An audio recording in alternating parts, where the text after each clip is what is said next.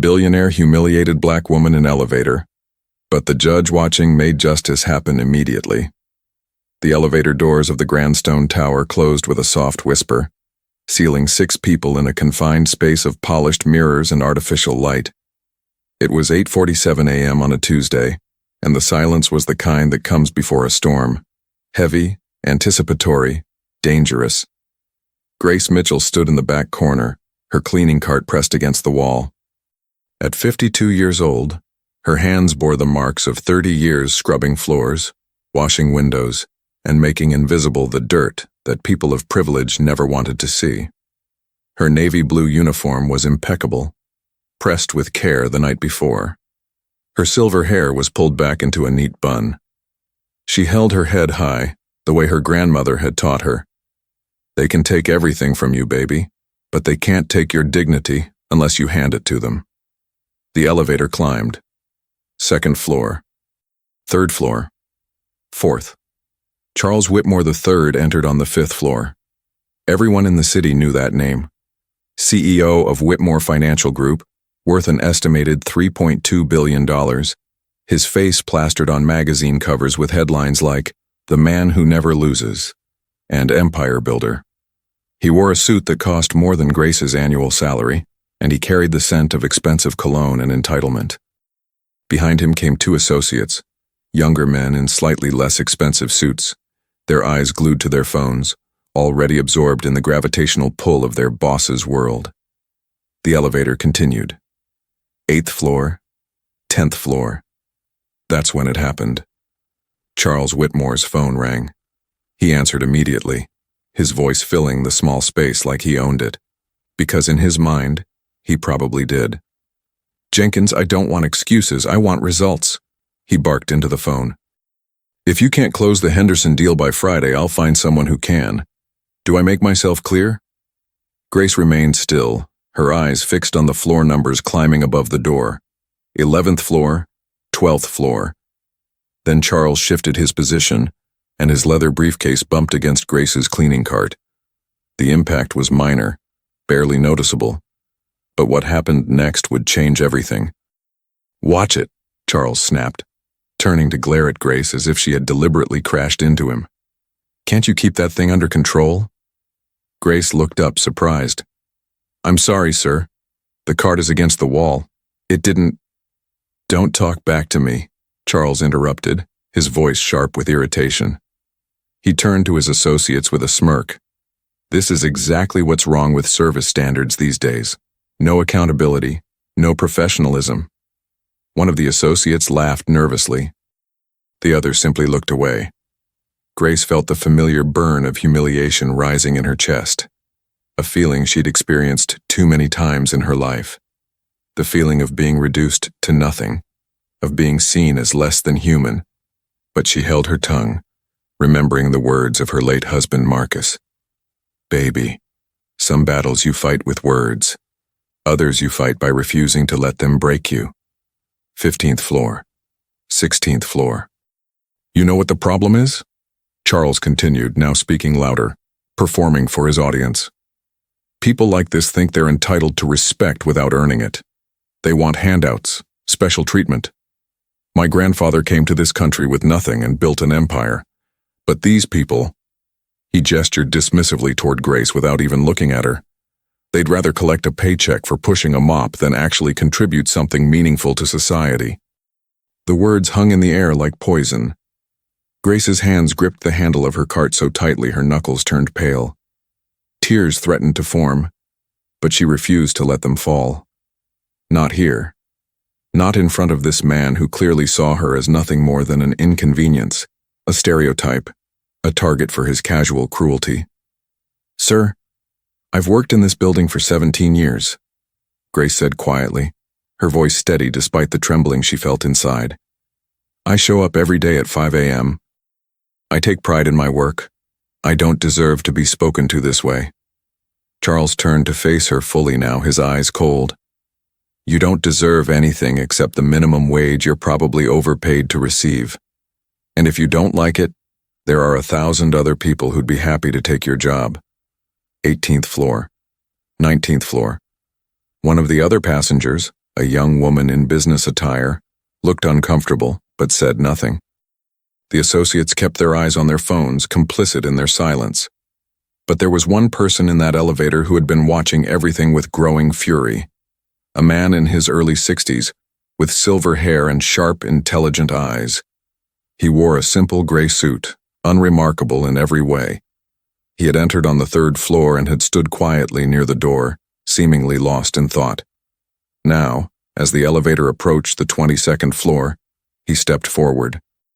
"Excuse me," the man said, his voice calm but carrying unmistakable authority. "I couldn't help but overhear your conversation." Charles glanced at him with mild irritation. "This doesn't concern you." "Actually," the man replied, "it concerns me very much." The elevator chimed. 22nd floor. The doors opened, but nobody moved. "You see," the man continued, his eyes locked on Charles Whitmore III, "I've spent 35 years on the bench listening to people justify their cruelty, their prejudice, their complete lack of human decency. And what you just did, humiliating this woman for absolutely no reason, is one of the most disgusting displays I've witnessed outside a courtroom." Charles's face reddened. "Who the hell do you think you are?" The man reached into his jacket pocket and pulled out a business card.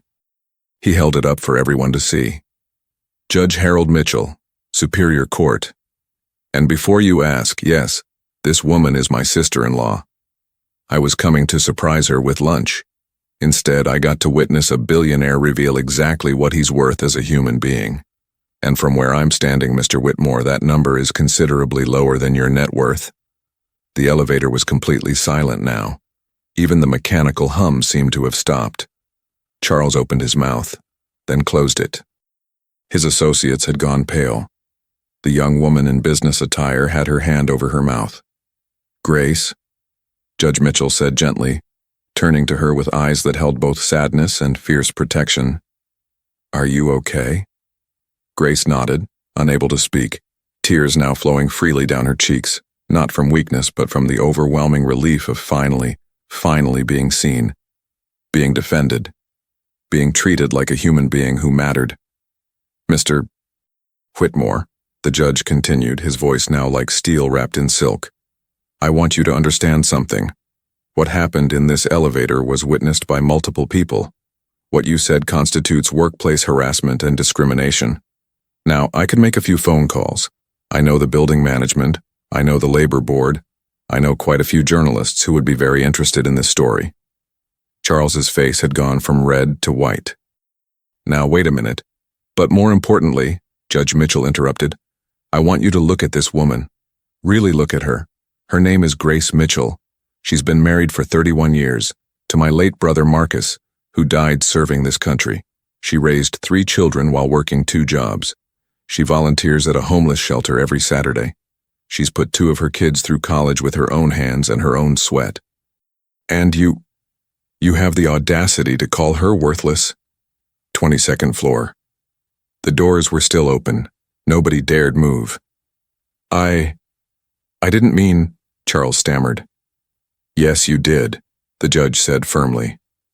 "You meant every word, because people like you have been saying those words in one form or another for generations. The only difference today is that someone was here to call you out on it." Judge Mitchell turned to the associates. "I hope you gentlemen are taking notes. Because the company you choose to keep, the behavior you choose to tolerate, defines who you are. And right now, I'd be ashamed to be standing where you are." Both men looked at the floor. The judge extended his hand to Grace. "Come on, Grace. Let's get out of this elevator. The air in here has become rather toxic." Grace took his hand, and together they stepped out onto the 22nd floor. As they walked away, Judge Mitchell turned back one final time. "Oh, and Mr. Whitmore, I'd start rehearsing your apology, because before this day is over, you're going to need a really good one. Trust me, I've seen how these stories end, and they never end well for people who mistake power for worth." The elevator doors closed. Inside, Charles Whitmore stood frozen, his empire of arrogance crumbling in a space no bigger than a closet. His reflection multiplied endlessly in the mirrors surrounding him. each one showing a man who had just been weighed, measured, and found desperately wanting. Outside in the hallway, Grace Mitchell wept in her brother-in-law's arms, not from pain, but from the cathartic release of finally, after so many years of swallowing indignity, having someone stand up and say, "This woman matters. This woman has worth. This woman deserves respect."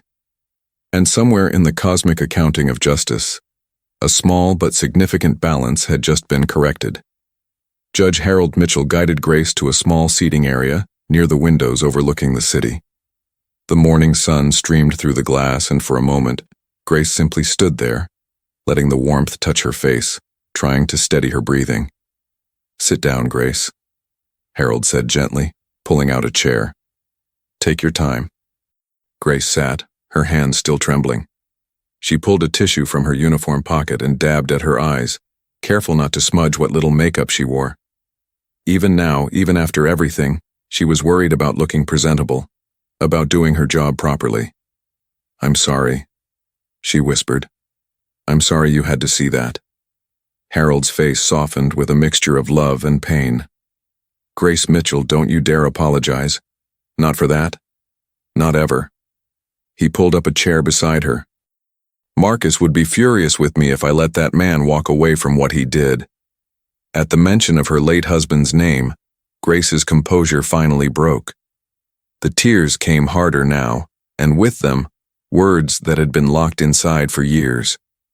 "Harold, this happens all the time," she said, her voice cracking. "Maybe not that bad, maybe not so cruel. But every day someone looks through me like I'm invisible. Or they look at me like I'm exactly what he said. Worthless, lazy, taking up space.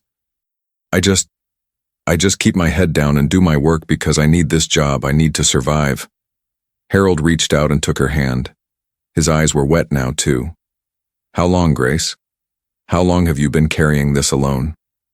Grace looked out the window at the city sprawling below, a city that had taken so much from her and given back so little. Since Marcus died, maybe even before. You know how it is, Harold. You've seen it in your courtroom. People like me, we're supposed to be grateful just to have jobs. We're supposed to smile and say yes, sir, and no, ma'am, and never, ever complain. Because if we do, there's always someone else waiting to take our place. Harold squeezed her hand. "Not anymore. Not today." "What do you mean?" The judge's expression changed. The gentle brother-in-law was replaced by the man who had spent 3.5 decades delivering justice from the bench. "I mean that Charles Whitmore just made a very costly mistake. And I intend to make sure he understands exactly what that mistake will cost him." Before Grace could respond, Harold's phone rang. He glanced at the screen and smiled. "Excuse me for just a moment," he answered. "Margaret, thank you for calling back so quickly." Grace watched as Harold spoke in low, purposeful tones. She caught fragments. Incident of workplace harassment. Multiple witnesses. Yes, the building manager needs to be informed. Absolutely, the media would find this very interesting. When he hung up, he turned back to Grace with a look of quiet satisfaction. That was Margaret Chen, the head of the Civil Rights Division at the State Labor Board. She's very interested in what happened in that elevator this morning. Grace's eyes widened. "Harold, no, please. I can't afford to lose this job. If I file a complaint, they'll find a way to fire me. You know they will." "They won't fire you, Grace. Because if they do, they'll face a wrongful termination lawsuit that will make headlines. And Charles Whitmore will face something even more powerful than legal consequences." "What's that?" Harold smiled, but there was no warmth in it. "Public opinion. In today's world, reputation is currency, and Mr. Whitmore's reputation is about to be seriously devalued." 3 floors below, Charles Whitmore stood in his corner office, staring at his phone. His hands were shaking, not from fear but from rage. How dare that old man threaten him? How dare some cleaning woman and her judge brother-in-law think they could intimidate Charles Whitmore III? "Sir?" One of his associates, Jason, knocked tentatively on the open door. Should we do something about what happened?" Charles spun around. "Do something? Like what, Jason? Send flowers? Write an apology note? His voice dripped with sarcasm. The woman was in the way. I said what needed to be said. If she can't handle the truth, that's her problem. Jason shifted uncomfortably. It's just, that man said he was a judge, and there were other people in the elevator. What if nothing? Charles slammed his hand on the desk. Do you know how many judges I have on speed dial? How many politicians owe me favors? That old man doesn't scare me. This will blow over by lunch. But even as he said the words, a small seed of doubt had been planted. Charles had built his empire on reading people, on knowing when to push and when to pull back. And something about Judge Mitchell's calm, absolute certainty had unsettled him in a way he didn't want to admit. His secretary buzzed. Mr. Whitmore, there's a Mr. Robert Chen from the building management online too. He says it's urgent. Charles frowned. Put him through. Mr. Whitmore.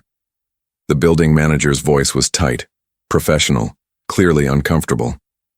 I need to inform you that we've received a formal complaint regarding an incident that occurred in one of our elevators this morning.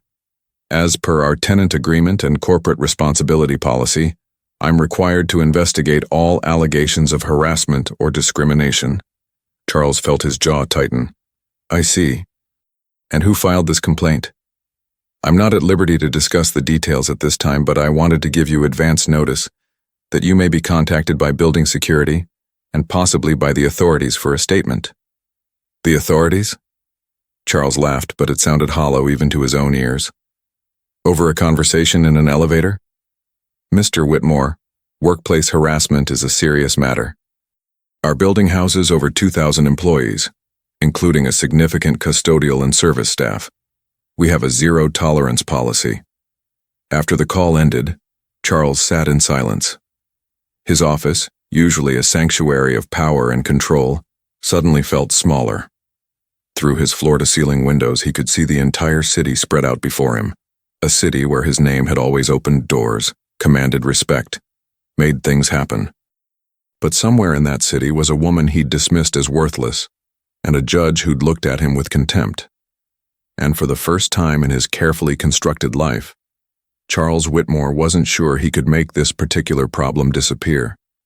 Back on the 22nd floor, Grace had returned to her cart, but she couldn't bring herself to start working.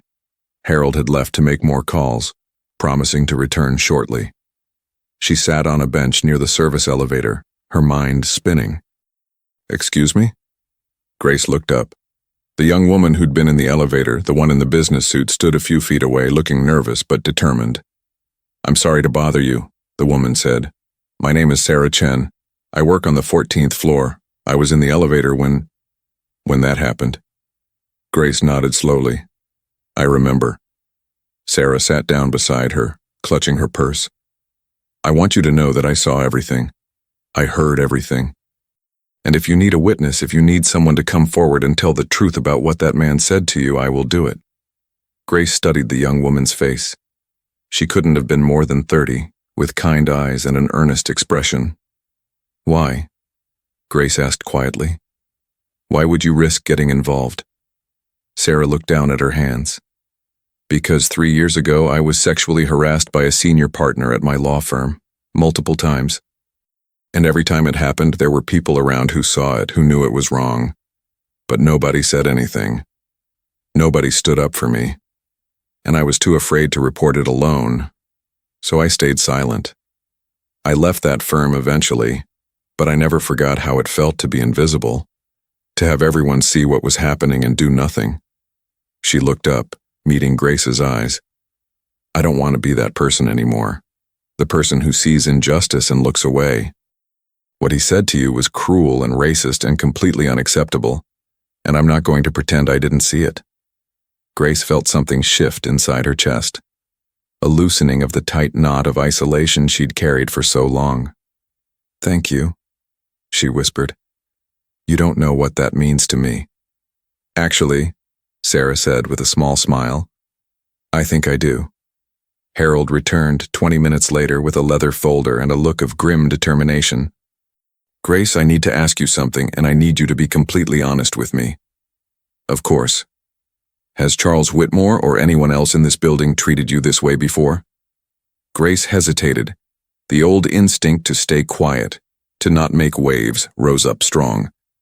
But then she thought of Sarah Chen, willing to speak truth despite her fear. She thought of Marcus, who had taught her that silence in the face of injustice was its own kind of surrender.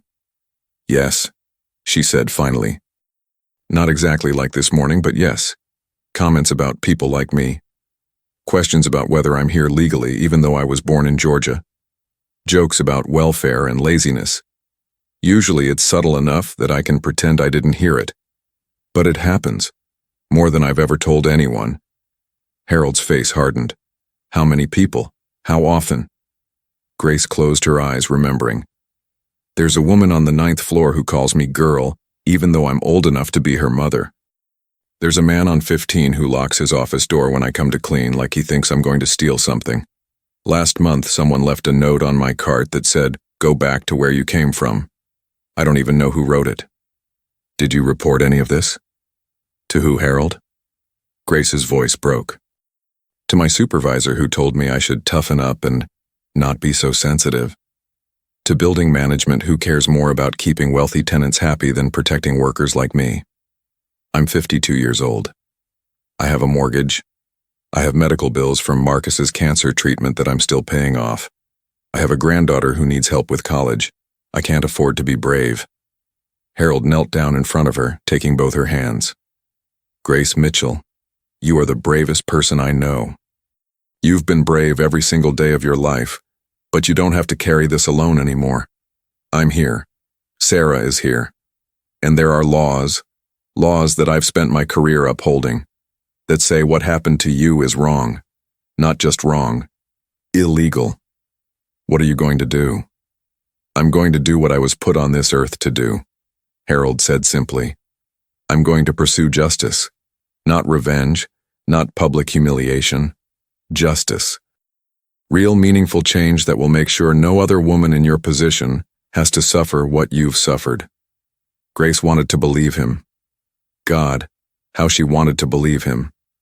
But hope was a dangerous thing when you'd been disappointed so many times before. And what if nothing changes? She asked. What if this is just another story that people forget by next week? Harold stood up, and in his eyes Grace saw the same fierce determination that had made him one of the most respected judges in the state. Then we make them remember. We make them see. We make them understand that every person, regardless of their job, their race, their income, deserves to be treated with fundamental human dignity. That's not naive idealism, Grace. That's the law. That's justice. And I will not rest until Charles Whitmore and everyone else in this building understands that. Outside the window, the city continued its endless rhythm. Cars honked. People rushed to meetings. Life moved forward, indifferent to the small dramas that happened in elevators and hallways. But in that moment on that floor, something had shifted. A line had been drawn. A stand had been taken. And whether the world knew it yet or not, Charles Whitmore's carefully constructed empire of privilege and impunity had just developed its first crack. It was small, but it was there. And like all cracks, it would spread. By noon, the story had leaked. It started with a tweet from someone who knew someone who worked in the building. Then a local news blog picked it up. By 2 p.m., 3 major news outlets were making calls. By 4 p.m., the hashtag #ElevatorJustice was trending. Billionaire CEO caught on video verbally assaulting black custodial worker. The video, grainy but clear enough, had come from the elevator's security camera. Someone in building management, appalled by what they'd seen, had anonymously sent it to the media. The audio wasn't perfect, but Charles Whitmore's words were unmistakable. They'd rather collect a paycheck for pushing a mop than actually contribute something meaningful to society. Grace sat in Harold's modest apartment in Queens, watching her own humiliation replay on the evening news. Harold had insisted she take the rest of the day off, had driven her away from the building before the reporters arrived. Now she sat on his worn couch, holding a cup of tea that had gone cold, staring at the screen. "Turn it off," she said quietly. "Please." Harold clicked the remote. The screen went black, but the silence that followed, was somehow worse. Grace set down her tea and buried her face in her hands. "The whole world is watching me at my lowest moment," she whispered. "Everyone I know, everyone I've ever worked with, they're all seeing me cry, seeing me humiliated, seeing me weak." "No," Harold said firmly, sitting beside her. "They're seeing you survive. They're seeing you maintain your dignity in the face of cruelty." "Grace, do you know what I saw in that elevator? I saw a woman who held her head high even when someone tried to grind her into the dirt. That's not weakness. That's strength." Grace looked at him, tears streaming down her face. "I don't feel strong. I feel exposed, violated. Like he took something from me that I can never get back." Harold was quiet for a moment. Then he stood and walked to a bookshelf in the corner. He pulled down a worn photo album and brought it back to the couch. "Do you remember this?" He opened it to a page near the middle. Grace looked down at the photograph. It was from 32 years ago, her wedding day. There she stood in a simple white dress, radiant and young, beside Marcus in his army uniform. They were both grinning like they'd won the lottery. Behind them, a much younger Harold beamed with pride. "Marcus was terrified that day," Harold said softly. "Did you know that? He came to me at 6 a.m. at 3 hours before the ceremony and said he wasn't sure he deserved you. Said you were too good for him, too strong, too beautiful, too everything. I told him he was an idiot. I said, 'Marcus, that woman chose you because she sees something in you that you don't see in yourself. Don't insult her intelligence by doubting her choice.'" Grace smiled through her tears. "He never told me that. He made me promise not to." Harold turned the page. There was Marcus in his uniform again, this time with his unit somewhere in the desert during his second deployment. You know what he wrote in his letters? Every single one he talked about you, about how you were raising the kids alone while he was gone, about how you worked 2 jobs and still found time to send him care packages, about how you held the family together when everything was falling apart. He said you were the strongest person he'd ever known. Grace touched the photograph gently. He came back different after that deployment, quieter, sadder. But he never stopped fighting. Even when the cancer came, even when the doctors said there was no hope, he kept fighting because he said he had to take care of me and the kids. And when he couldn't fight anymore, Harold said, you fought for him. You fought the insurance companies that denied his claims. You fought the VA that lost his paperwork. You fought to make sure he died with dignity in his own home, surrounded by love. Grace, you are a fighter. You always have been. What happened this morning doesn't change that. Grace closed the album and held it against her chest. I miss him so much. Every single day. He would have known what to do. He always knew how to make me feel like I mattered. You do matter, Harold said. And Marcus would be so proud of what you did today. You stood up for yourself. You told the truth. And now the whole world is standing with you. Are they? Grace asked. Or are they just entertained by another story of a black woman being degraded? Tomorrow there will be a new story and everyone will forget. Harold's phone buzzed. He glanced at it, and his expression shifted. Grace, I need to show you something. He turned the phone toward her. On the screen was a news article. Whitmore Financial Group stock drops 3% amid discrimination scandal. Below it, another headline. Major investors call for investigation into CEO's conduct. And another, civil rights groups demand accountability for corporate racism. This isn't just entertainment, Harold said. This is a reckoning. People are paying attention, and they're angry. Across the city, in his penthouse apartment overlooking Central Park, Charles Whitmore paced like a caged animal. His phone had been ringing nonstop, his lawyers, his PR team, his board of directors. His wife Patricia had called 3 times and he'd ignored every call. Sir, you need to make a statement.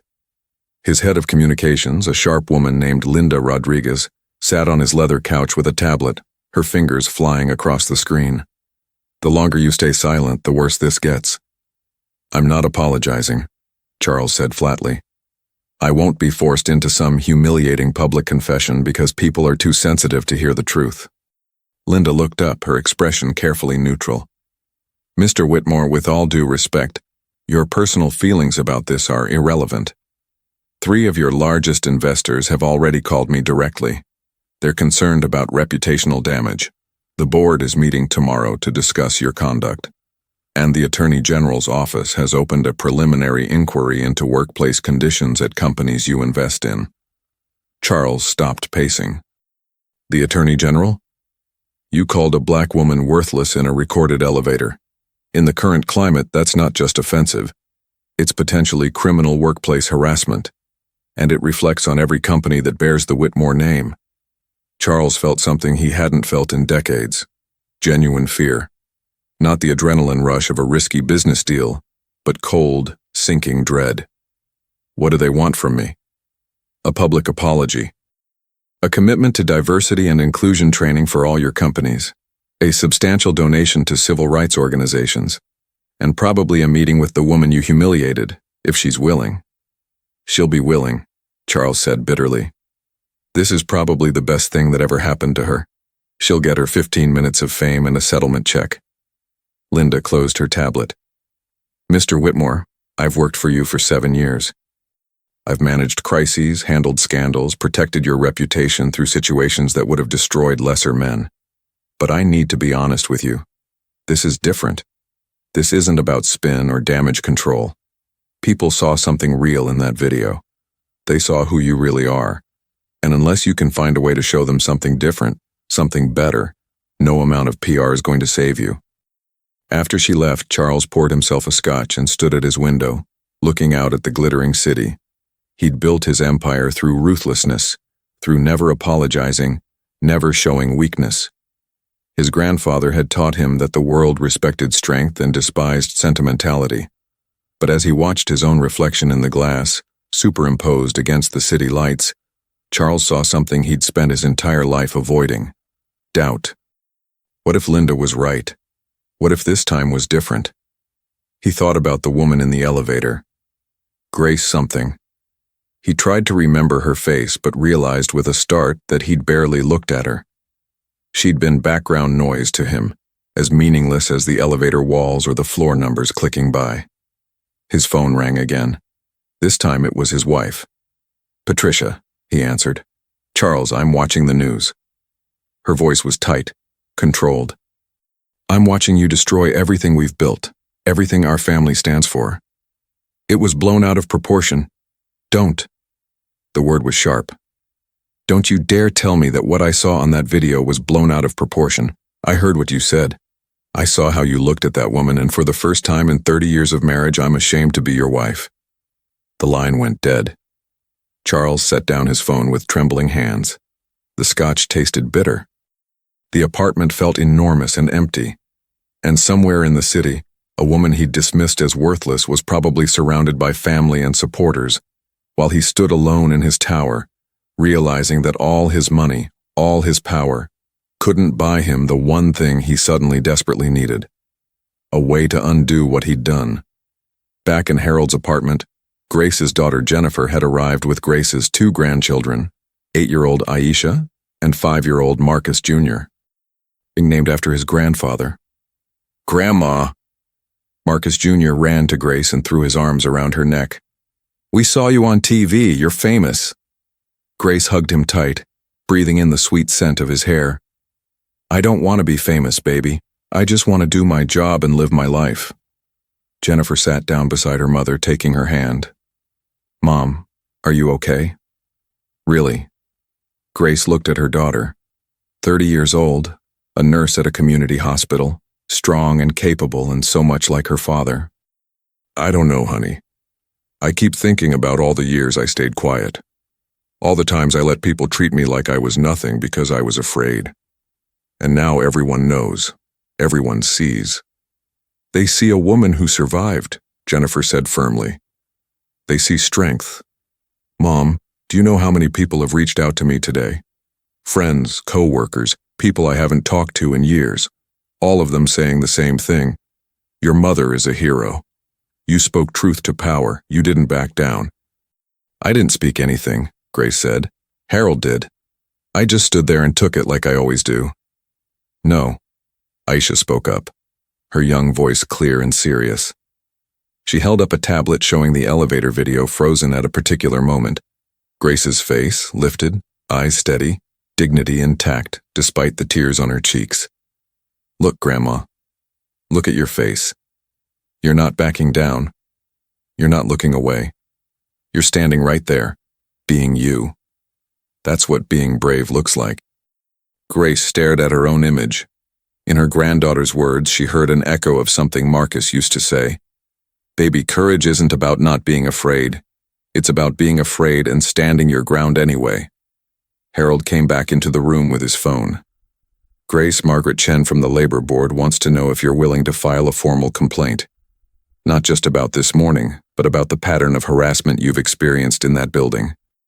She says if you're willing to go on record, they can open a full investigation. Grace looked around the room, at Harold, at Jennifer, at her grandchildren who were watching her with absolute faith in their eyes. She thought about Marcus and what he would tell her to do. She thought about all the other women like her who cleaned offices and scrubbed floors and endured daily indignities in silence because they had no choice. And then she thought about Sarah Chen, who had found the courage to speak up despite her fear, who had refused to be a bystander anymore. Yes, Grace said quietly.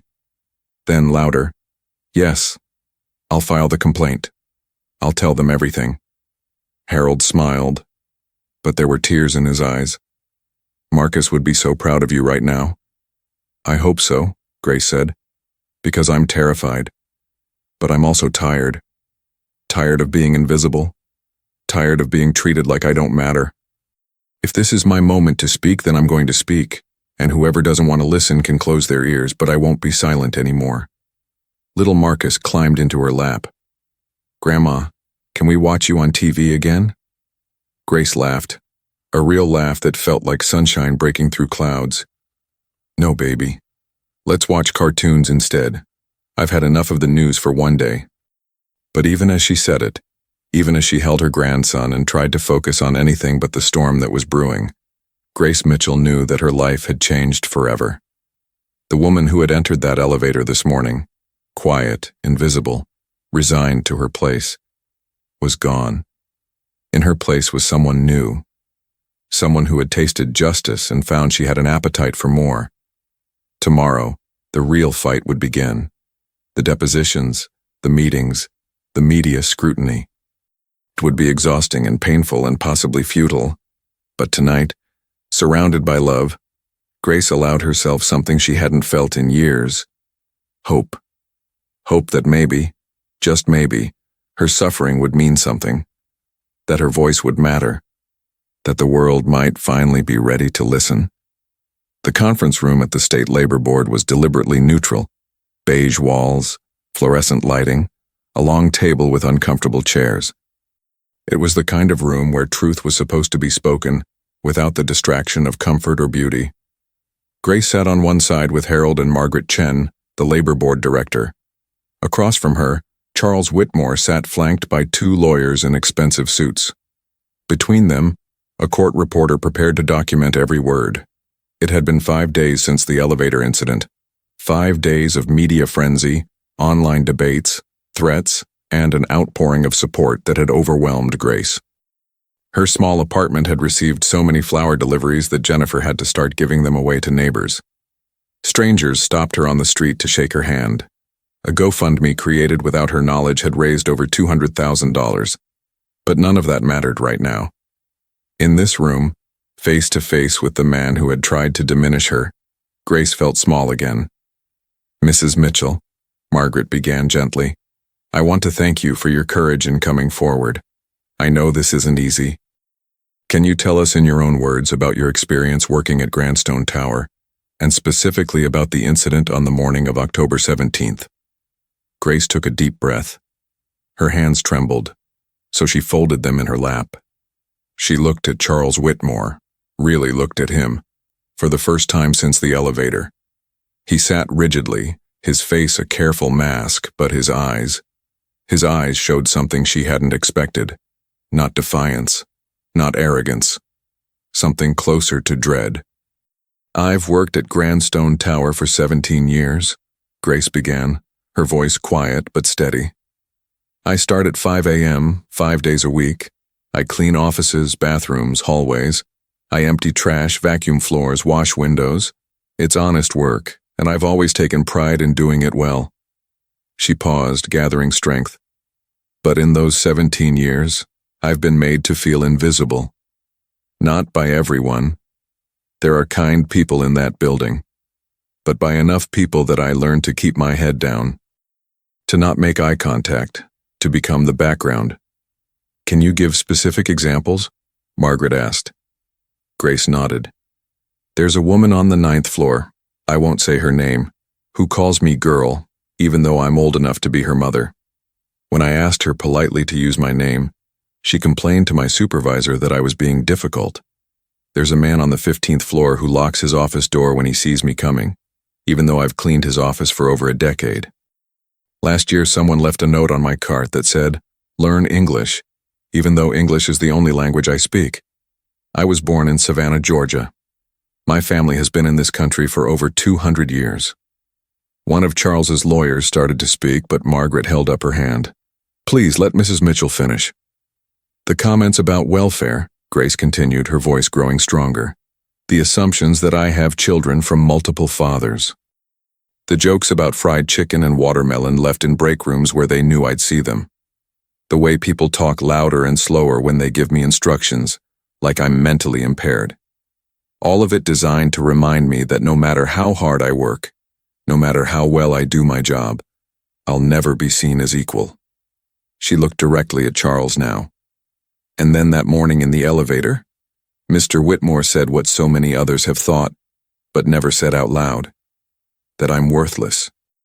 That I contribute nothing. That I'm just taking up space in a world that would be better off without people like me. Charles flinched. Actually flinched. Mr. Whitmore. Margaret turned to him. Would you like to respond? Charles's lead attorney, a man named Douglas Pritchard, leaned forward. My client deeply regrets his words. He was under significant stress that morning, having just learned of a major business setback. His comments were inappropriate and do not reflect his true character or values. I'm not asking you, Mr. Pritchard, Margaret said coolly. I'm asking Mr. Whitmore. The room fell silent. Everyone waited. Charles cleared his throat. He looked at his lawyers, at the court reporter, at Margaret. Then finally, at Grace. I was cruel, he said, and his voice cracked slightly on the word. There's no excuse for what I said. No amount of stress or business pressure justifies speaking to another human being the way I spoke to you. Grace felt Harold tense beside her, but she kept her eyes on Charles. For what it's worth, Charles continued, I've replayed that morning in my mind 1,000 times. I've watched the video. I've read every article, every comment, and what haunts me most is not what I said, but the look on your face when I said it. You didn't look angry. You looked resigned. Like you'd heard it all before. Like my cruelty was just another day at work. A tear rolled down Grace's cheek, but she didn't wipe it away. I don't expect you to forgive me, Charles said. I wouldn't forgive me, but I need you to know that I see you now. I see the woman I tried to make invisible. And I'm ashamed. Douglas Pritchard put a hand on Charles's arm, trying to silence him, but Charles shook it off. I need to say this. I've spent my entire life believing that success meant being harder, tougher, more ruthless than everyone else. My grandfather built his fortune during the Depression by crushing his competitors. He taught me that sentiment was weakness, that empathy was for people who couldn't cut it in the real world. And I believed him. God help me. I believed every word. Charles's hands were shaking now. But you know what my grandfather never taught me? He never taught me what to do when you look in the mirror and hate what you see. When your wife can't look at you. When your own children... His voice broke. When your own children call you and ask if the man in that video is really who you are. Grace watched this powerful man crumble, and despite everything, she felt a flicker of something unexpected. Not pity exactly, but recognition. The recognition of shared humanity, of suffering, of being trapped by circumstances, his of privilege, and hers of survival. "Mrs. Mitchell," Margaret said gently, "do you have anything you'd like to say to Mr. Whitmore?" Grace was quiet for a long moment. Then she spoke, and her words carried the weight of generations. "Mr. Whitmore, I appreciate your apology, but I need you to understand something. What you did to me in that elevator, you've been doing to people like me your entire life. Maybe not always with words, maybe through your business practices, your investments, your policies. You've built your wealth on a system that keeps people like me at the bottom. And one apology, no matter how sincere, doesn't change that system." Charles nodded slowly, absorbing her words like blows. "But," Grace continued, "I also believe that people can change. I have to believe that, because if I don't, then all this pain, all this exposure, all this fighting, is meaningless. So I'm going to ask you something, and I want you to think carefully before you answer." She leaned forward. "Are you sorry because you got caught? Because your reputation is damaged and your business is suffering? Or are you sorry because you finally understand what it feels like to be on the receiving end of injustice?" The question hung in the air. Charles's lawyers looked uncomfortable. Margaret watched with interest. Harold held his breath. Charles met Grace's eyes. "I don't know," he said honestly. "A week ago I would have said I was sorry because I got caught. That's the truth. But now I lie awake at night thinking about the people I've stepped on to get where I am. The workers in factories overseas who make pennies while I profit. The small businesses I've destroyed. The communities I've gentrified. And I wonder if what happened with you? If this is just the universe finally presenting me with the bill for decades of not caring." "That's not an answer to my question," Grace said quietly. "You're right." Charles took a shaky breath. "The truth is, I'm sorry for both reasons. I'm sorry I got caught because I'm a coward who cared more about his image than about being a decent person. But I'm also sorry, genuinely, painfully sorry, because for the first time in my privileged life, I understand what it means to be publicly humiliated, to have everyone see you at your worst, to know that no matter what you do, you'll always be defined by your lowest moment." He paused. "And the terrible irony is that you experienced that because of me. I made you feel that way. I'm the reason millions of people saw you crying, vulnerable, hurting. And now I know what that feels like, and it's destroying me. So yes, Mrs. Mitchell, I understand injustice now, because I'm living it. And it's a fraction, the tiniest fraction, of what you've lived your entire life." Grace felt something shift in her chest. Not forgiveness, not yet, but maybe the beginning of understanding. "Mr. Whitmore," she said, "I don't want your destruction. I want your transformation. I want you to take this pain you're feeling and use it to make things better. Not just for me, but for everyone you have the power to help. Because you do have power. More power than I'll ever have. And you can either use it to protect yourself, or you can use it to protect people who can't protect themselves." Margaret cleared her throat. "Mrs. Mitchell, you're under no obligation to accept any settlement or agreement, but Mr. Whitmore's legal team has prepared a proposal. Would you like to hear it?" Grace nodded. Douglas Pritchard pulled out a document. "Mr. Whitmore is prepared to offer a substantial financial settlement, a public apology, mandatory diversity training for all Whitmore Financial Group employees, and the establishment of a scholarship fund in Mrs. Mitchell's name for students pursuing careers in public service." Harold examined the document. "The settlement is for $2.5 million. Grace's eyes widened. That was more money than she'd earn in 10 lifetimes. It could pay off her mortgage, her medical bills, send her grandchildren to college, secure her retirement, but something in her rebelled against it.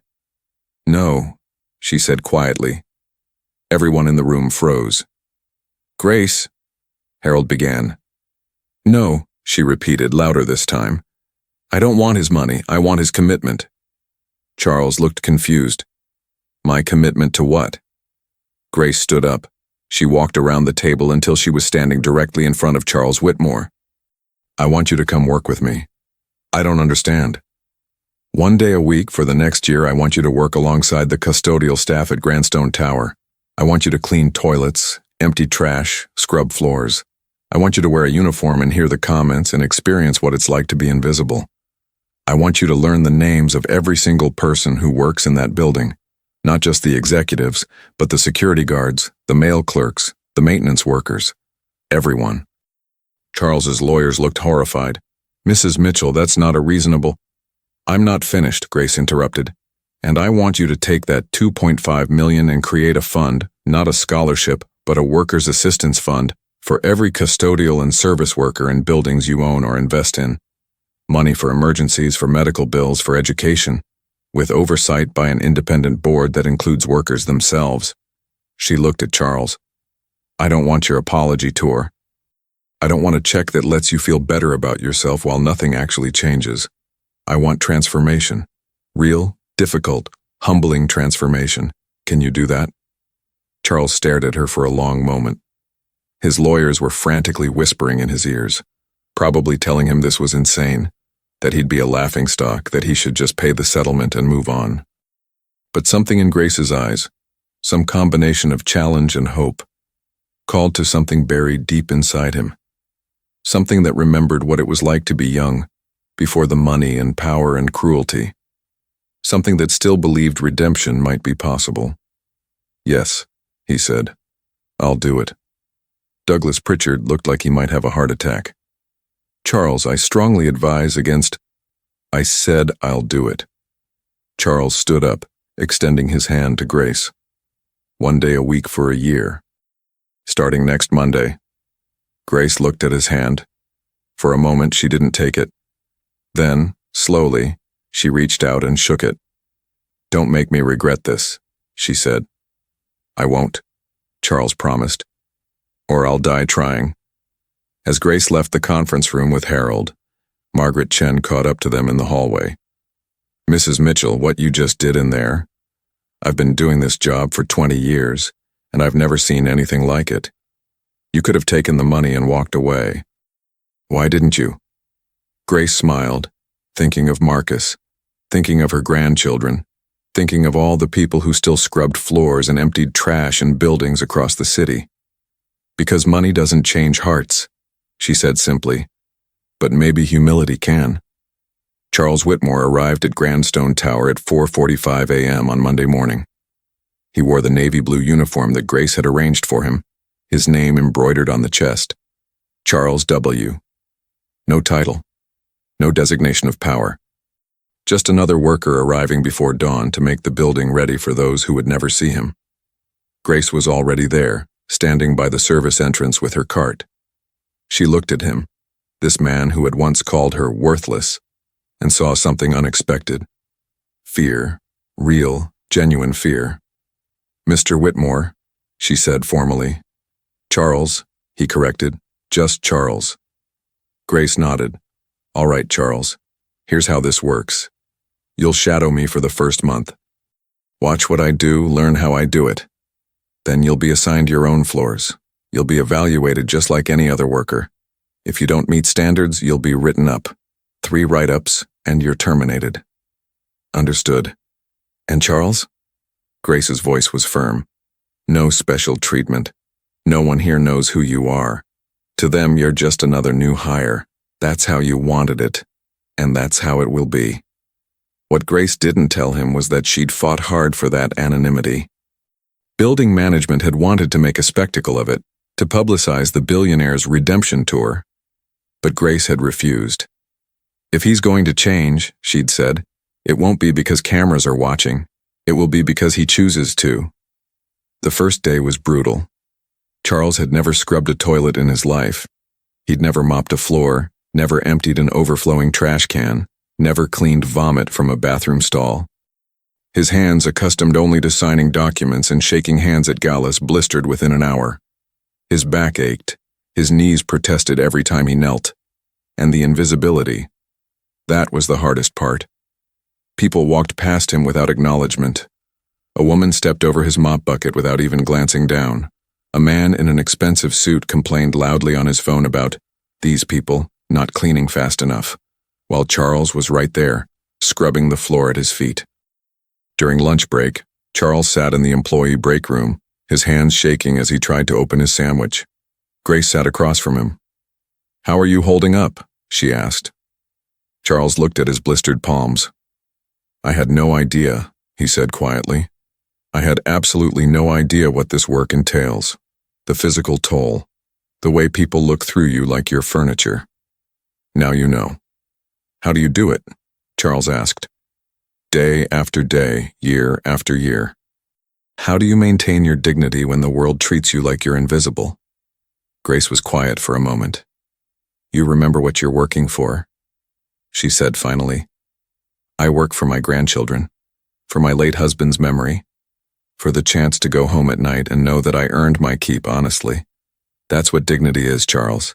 It's not about how others see you. It's about how you see yourself." By the end of the first week, Charles had lost 8 pounds. His manicured hands were calloused and scarred. His designer haircut was matted with sweat. And something in his eyes had changed. The arrogance had been scrubbed away, replaced by something raw and honest. On Friday afternoon, as he was emptying trash on the 14th floor, he overheard a conversation in an executive office. "Did you see the news about Charles Whitmore?" a man's voice said, laughing. "Apparently he's actually cleaning toilets, like some kind of performance art. Give it 2 weeks before he quits." "I give it 1 week," a woman replied. "Men like that don't change. This is just PR. He'll get some good headlines, write a big check, and go back to his penthouse." Charles stood frozen outside the door, a trash bag in his hand, listening to strangers dismiss his efforts as meaningless. And he felt something he'd made Grace feel in that elevator. The crushing weight of being judged, diminished, reduced to a stereotype. He thought about quitting, about walking away and never looking back. But then he thought about Grace's face when he'd called her worthless. He thought about his children's voices when they'd asked if the man in the video was really their father. He thought about Marcus Mitchell, a man he'd never met, who had served his country and loved his family and died with dignity. And he kept cleaning. 3 months in, something remarkable began to happen. Charles learned the names of the other custodial workers. He learned about Miguel, who sent money home to his family in Guatemala every week. About Patricia, who was studying for her GED at night. About James, who had been homeless before getting this job and was now saving for an apartment. He started arriving earlier, staying later, not to show off, but because he genuinely wanted to help. When Patricia struggled with a difficult floor scrubber, he helped her troubleshoot it. When Miguel's daughter got sick and he needed to leave early, Charles covered his floors without being asked. And slowly, imperceptibly, he began to see the building differently. He noticed that the executive bathrooms had plush toilet paper and hand lotion, while the custodial bathrooms had single-ply paper and no soap. He noticed that executives had ergonomic chairs and standing desks, while custodial workers sat on overturned buckets during breaks. He noticed that the break room had a broken microwave that hadn't been replaced in 2 years. One Monday morning, Charles didn't show up for his custodial shift. Grace felt a sinking disappointment. She'd started to believe, despite herself, that he might actually see this through. But apparently the cynics had been right. It had all been performance. But at 9 a.m., Charles appeared in the building manager's office, not in his custodial uniform, but in a suit. "Mr. Whitmore," the building manager, Robert Chen, stood up nervously. "I didn't expect to see you. I need to talk to you about working conditions," Charles said without preamble. "The custodial staff is working with substandard equipment, inadequate break facilities, and no access to proper protective gear. I want authorization to fund immediate improvements." Robert blinked. Of course, sir. Whatever you think is necessary. And I want to implement a profit-sharing program for all non-executive employees. If this building profits, the people who keep it running should profit too. That's highly unusual. I don't care if it's unusual. It's right. Charles pulled out a folder. "I've drafted a proposal. I want you to review it with the custodial staff representatives, Grace Mitchell, Miguel Rodriguez, and James Thompson. They'll have final approval on any changes." After the meeting, Charles returned to his custodial shift. He found Grace in a supply closet restocking cleaning products. "I heard about the meeting," she said without turning around. "I thought maybe you were quitting, using your power to make some changes and then disappearing." "I was going to," Charles admitted. "I was going to write a big check, issue a press release, and go back to my comfortable life. But then I realized something." "What's that?" "That would make me exactly what those people said I was, a rich man playing at humility. But this," he gestured at his uniform, at the cleaning supplies, at the unglamorous reality of the work. "This is real. This matters, and I'm not done learning." Grace turned to face him. "Charles, I need to tell you something. When I made this arrangement, I expected you to fail. I expected you to prove that people like you can't change, but you've surprised me. I've surprised myself. The question is," Grace continued, "what happens when the year is up? Do you go back to your old life? Or does this change something permanent?" Charles was quiet for a long moment. "I don't know if I can answer that yet, but I know that I can never unsee what I've seen. I can never unknow what I know now. This experience, it's not a costume I can take off. It's become part of who I am." 6 months into his year of service, Charles's life had transformed in ways he never anticipated. His wife, Patricia, who had initially been skeptical, started volunteering at a community center in the Bronx. His daughter, Emily, a college student, changed her major from business to social work. His son, Robert, who had been following in his father's footsteps at Whitmore Financial, started asking questions about ethical investing and corporate responsibility. The Workers' Assistance Fund that Grace had demanded was now operational, serving over 5,000 workers across 12 buildings. It had paid for emergency medical procedures, helped workers escape abusive situations, and funded night school for dozens of employees. And Charles, the man who had once measured his worth in billions, now measured it in something far more valuable: the respect of people like Grace Mitchell. On a Tuesday morning in late spring, Charles was cleaning windows on the 22nd floor when he saw a familiar reflection in the glass. Judge Harold Mitchell stood behind him. "Judge," Charles said, turning around, "I didn't know you were here." "I come by sometimes to check on Grace," Harold said, "but today I came to see you." Charles set down his cleaning supplies. "If you're here to tell me I haven't done enough, you're right. I could never do enough to make up for—" "I'm not here for that," Harold interrupted. "I'm here to tell you something important. Grace is retiring." Charles felt his heart sink. "What? Why?" "Because she's earned it. Because her body is tired, and her spirit needs rest. Because she spent 30 years cleaning other people's messes, and it's time for her to live for herself." "When?" 2 weeks. Harold studied Charles carefully. "She was planning to tell you herself, but I thought you should hear it from me first, because I want to ask you something. Anything. What are you going to do when Grace isn't here anymore? When you don't have her as your teacher, your conscience, your reminder of why you're doing this?" Charles looked out the window at the city sprawling below. "I'm going to keep doing what she taught me to do. I'm going to keep showing up, keep learning, keep trying to be better than the man I was in that elevator." Harold nodded slowly. "Good. Because Grace has been carrying this burden alone for too long. The burden of teaching people like you what it means to be human. And if her suffering is going to mean anything, if this whole terrible experience is going to have any value, then you need to take what you've learned and spread it further than she ever could." "I will," Charles promised. "I swear to you, I will." Grace's retirement party was held in the Grand Stone Tower lobby. But this wasn't a typical retirement party. It was attended by custodial workers, executives, community leaders, and media representatives. The lobby had been transformed with banners reading, "Thank you, Grace," and photos from her 30 years of service. Charles had wanted to give a speech, but Grace had asked him not to. "This day isn't about you," she'd said gently. "It's about the work. It's about everyone who shows up before dawn to make the world a little cleaner, a little brighter." But as the party wound down, Grace pulled Charles aside. "Walk with me," she said. They took the elevator, the same elevator where it had all begun, The doors closed, and for a moment, they stood in silence. "Do you remember what you said to me in this elevator?"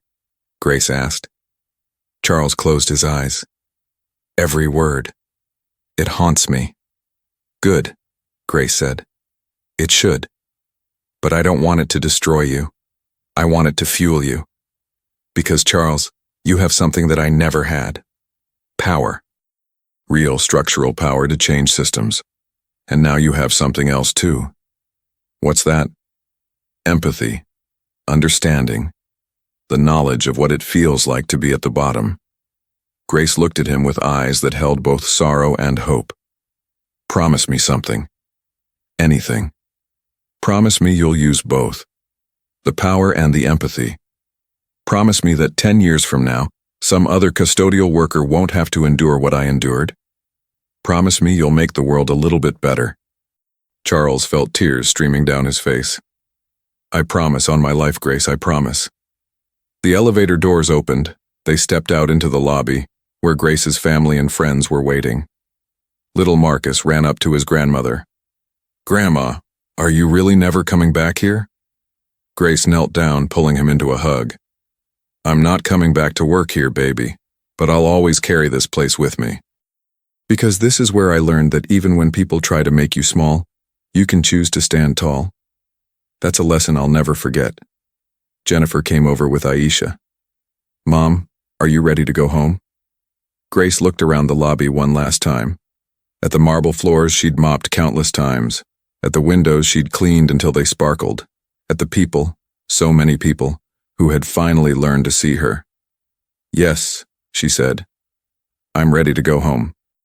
1 year after the elevator incident, Charles Whitmore stood before the board of directors at Whitmore Financial Group.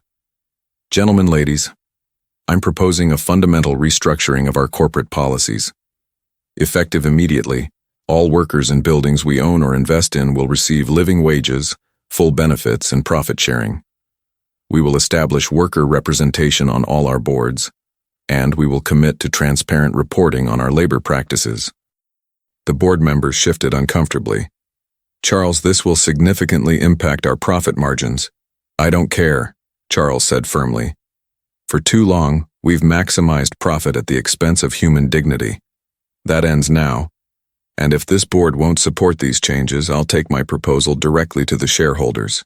Because I know, that the people who invest in Whitmore Financial Group want to be part of a company that stands for something more than just money." The vote was close, but it passed. That evening, Charles drove to Harold's apartment in Queens. Grace answered the door, wearing comfortable clothes and a smile that seemed lighter than before. "Charles," she said, surprised, "I wasn't expecting you. I wanted to tell you in person. The board approved the reforms. Every building, every worker, living wages, benefits, representation." Grace's hand flew to her mouth. "Oh my God. Charles, do you know how many people this will help?" "Thousands. Maybe tens of thousands. And it's just the beginning." He pulled an envelope from his jacket. "And I wanted to give you this." Grace opened it. Inside was a letter, handwritten. "Dear Grace, you asked me once whether I was sorry because I got caught, or because I understood injustice. I finally have an answer. I'm sorry because you taught me that every person's dignity matters more than any amount of money or power. You could have destroyed me. You could have taken the settlement and walked away. Instead, you gave me a chance to become someone better, someone worthy of respect. I can never repay you for that gift. But I can promise that every day for the rest of my life, I will work to honor it. I will fight for the invisible people, the forgotten people, the people the world tries to erase. Thank you for seeing in me someone worth saving, even when I couldn't see it in myself." With deepest gratitude and respect, Charles Grace folded the letter carefully, tears streaming down her face. "You did it," she whispered. "You actually did it. You changed." "No," Charles said. "You changed me. You and Marcus and everyone who showed me what real strength looks like. I just finally learned to listen." Harold came to the door. "Charles, will you stay for dinner? Grace has been cooking all afternoon." Charles hesitated. A year ago, he would have made excuses, would have retreated to his comfortable world, but now, "I'd be honored," he said. They sat around Harold's small dining table, Grace, Harold, Jennifer and her children, and Charles. The food was simple but delicious. The conversation flowed easily. And for the first time in his 52 years, Charles Whitmore understood what wealth really meant. It wasn't money. It wasn't power. It wasn't the ability to bend the world to your will. It was this: breaking bread with people who saw you, really saw you, and chose to welcome you anyway. It was the sound of children laughing. It was the warmth of forgiveness earned through action, not words. It was knowing that your life had meaning beyond your bank account. As the evening ended and Charles prepared to leave, little Marcus tugged on his sleeve. "Mr. Charles, are you going to keep cleaning?" Charles knelt down to the boy's level.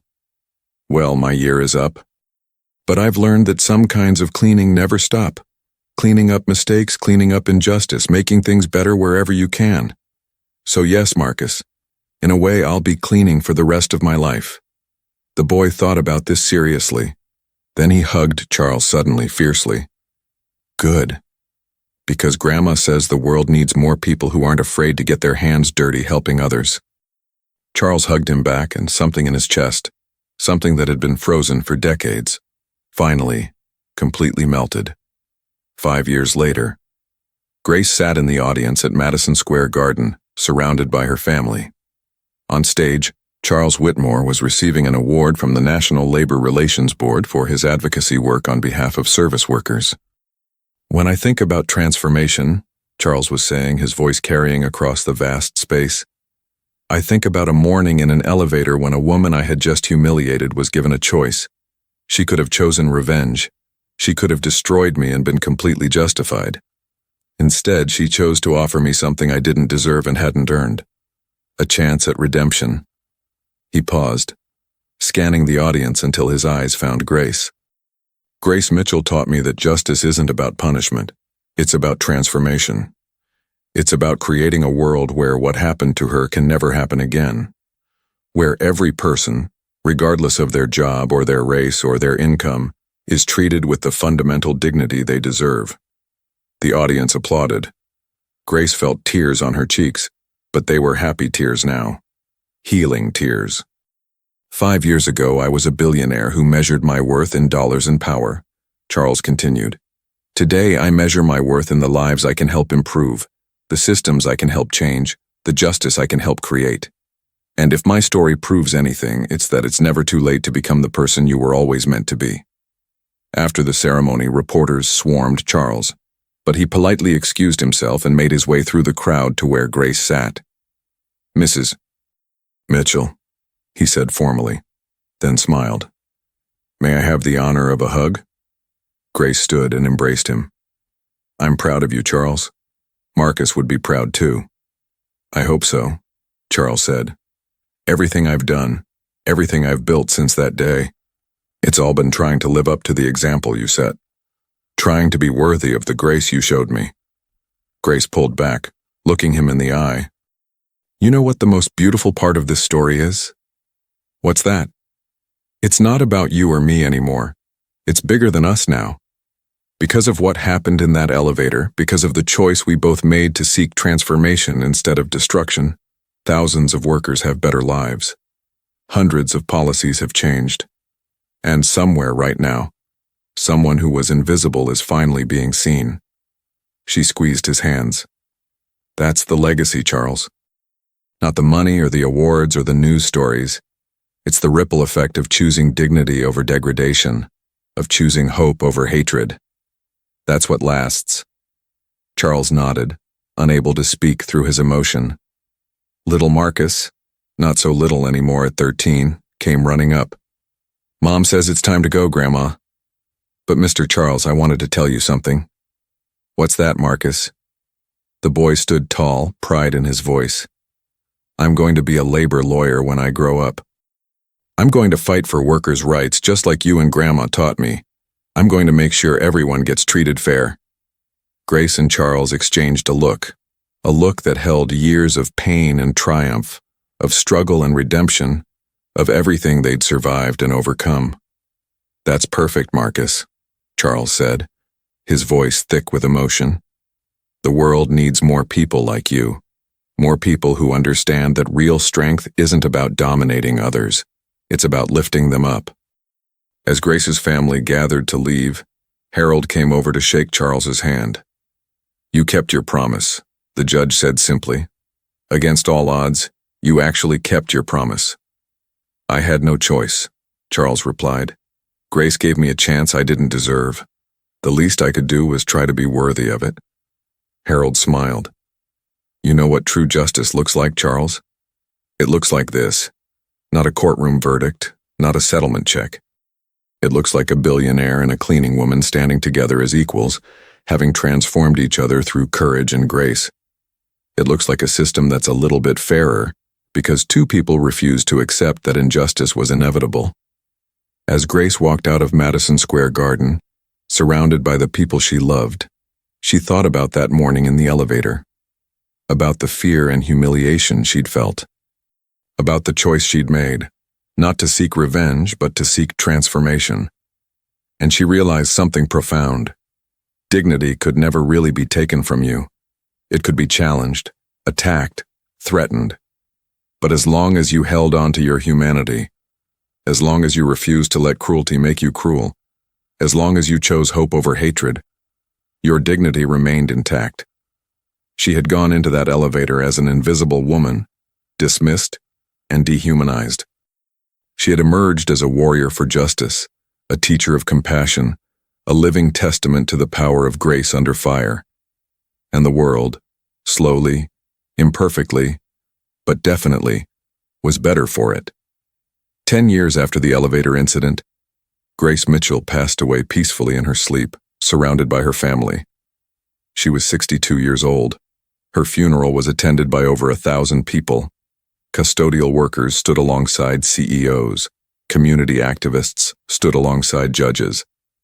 People whose lives she'd touched in ways large and small came to pay their respects. Charles Whitmore gave the eulogy. "Grace Mitchell was not famous when I met her," he said, his voice breaking. "She was not powerful. She was not wealthy. By the world's standards, she was nobody special, just another woman cleaning floors in a building full of people who never saw her." He paused, wiping his eyes. But Grace was a giant. She had a strength that had nothing to do with muscles or money. She had the strength to forgive, the strength to transform hatred into hope, the strength to see potential in a man who had shown her only cruelty. Grace once told me that dignity isn't about how others see you, it's about how you see yourself. And she saw herself as a child of God, a woman of worth, a person who mattered. Nobody could take that from her, no matter how hard they tried. He looked out at the congregation.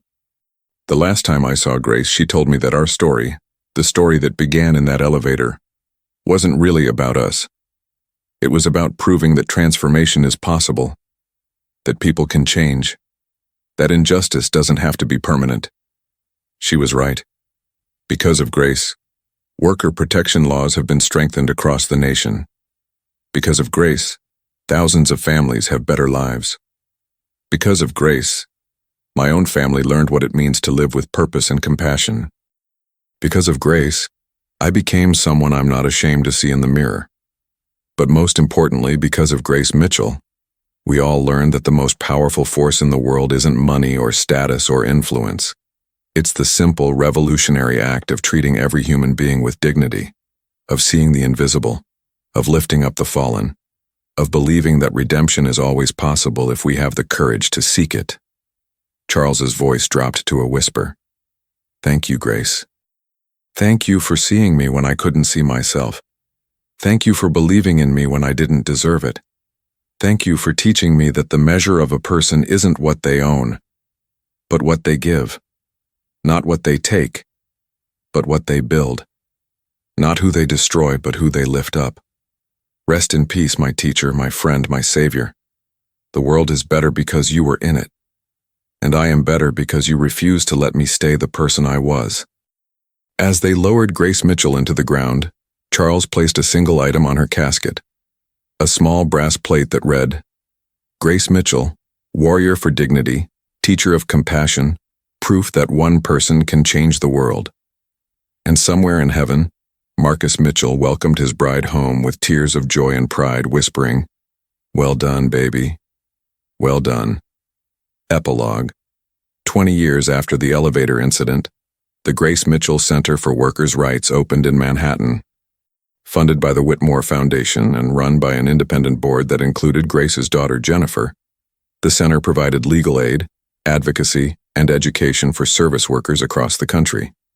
In the lobby hung a bronze statue. It showed two figures in an elevator, a woman in a cleaning uniform and a man in a business suit reaching out to shake hands. Their faces looked ahead, toward a future neither could have imagined.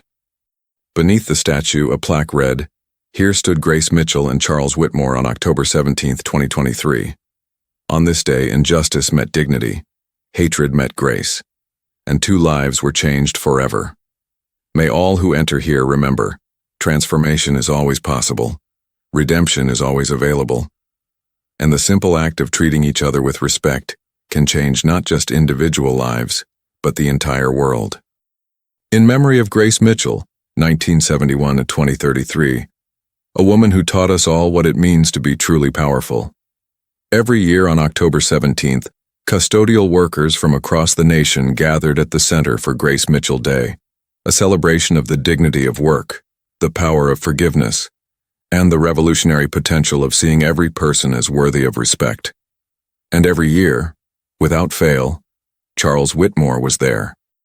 Now in his 70s, gray-haired and humble, he would spend the day cleaning alongside the workers, telling Grace's story to anyone who would listen. "She saved my life," he would say.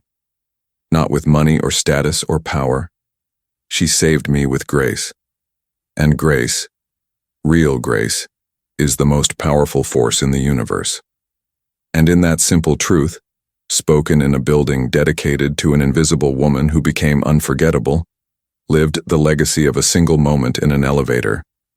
A moment of humiliation that became a moment of transformation.